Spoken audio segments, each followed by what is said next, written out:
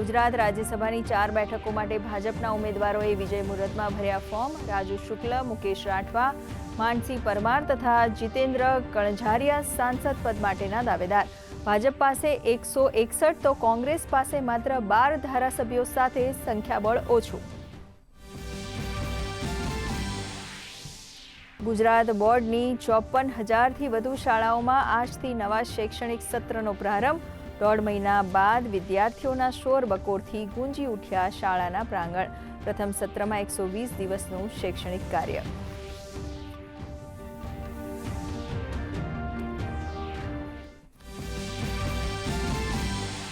Cyber crime મુક્ત ગુજરાત બનાવવા તરફ પાટણ પોલીસને મળી મહત્વની સફળતા। પાટણથી દેશવ્યાપી 398 કરોડના કૌભાંડનો પર્દાફાશ। ચાલુ ખાતામાં કમિશનની લાલચ આપી છેતરપિંડી કરનાર 20 શખ્સો વિરુદ્ધ ગુનો દાખલ। 2 આરોપી પોલીસના સકંજામાં।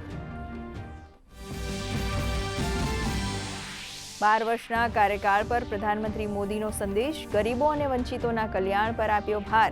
નાગરિકોને સન્માન અને અવસર આપવાને ગણાવી પ્રાથમિકતા। તો મુખ્યમંત્રી ભૂપેન્દ્ર પટેલે bullet train, gift city, semiconductor hub સહિતની સુવિધા માટે માન્યો આભાર।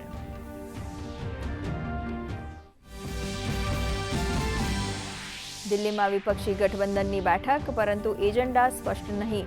સીપીઆઈ મહાસચિવ ડી રાજાનો મુદ્દાઓ અને એજન્ડા વિશે જાણકારીથી કર્યો ઇનકાર। ભાજપનો પ્રહાર, બેઠકમાં વિઝન મિશનનો અભાવ।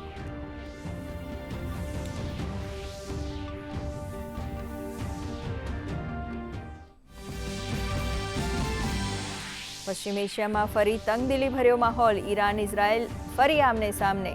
ઈરાનના મિસાઇલથી હુમલા, વળતા હુમલામાં આઈએએફે પણ ઈરાની સૈન્ય ઠેકાણા પર સાધ્યા નિશાન। ભારતીય નાગરિકોને ઈરાનનો પ્રવાસ નહીં ખેડવા ઈરાનમાં ભારતીય દૂતાવાસની સલાહ।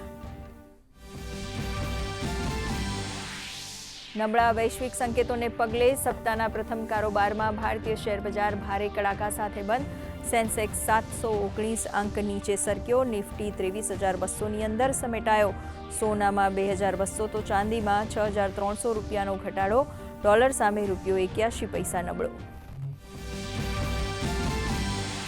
રાજ્યમાં અસહ્ય ઉકળાટ વચ્ચે રાહતના અણસાર। 14 જૂન સુધી દક્ષિણ ગુજરાતમાં વરસાદી માહોલ રહેવાની શક્યતા। તો 12મી જૂનથી સૌરાષ્ટ્રમાં પણ હળવાથી મધ્યમ વરસાદનું અનુમાન। અમદાવાદ, ગાંધીનગર સહિતના શહેરોમાં બફારાનું પ્રમાણ યથાવત।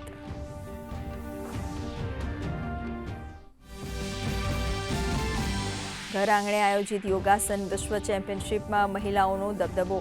15 મહિનાના બાળકની માતા અને પૂર્વ પહેલવાન દેવાંશી શર્માએ જીત્યો સ્વર્ણચંદ્રક। તો અમેરિકાની મા દીકરીની જોડીએ ચંદ્રક પોતાના નામે કરીને રચ્યો ઇતિહાસ।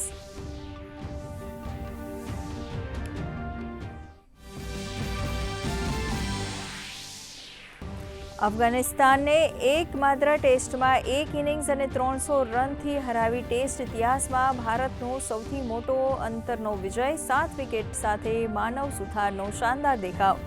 બીજી ઇનિંગ્સમાં વોશિંગ્ટન સુંદરે 4 તો કુલદીપ યાદવે ખેરવી 3 વિકેટ।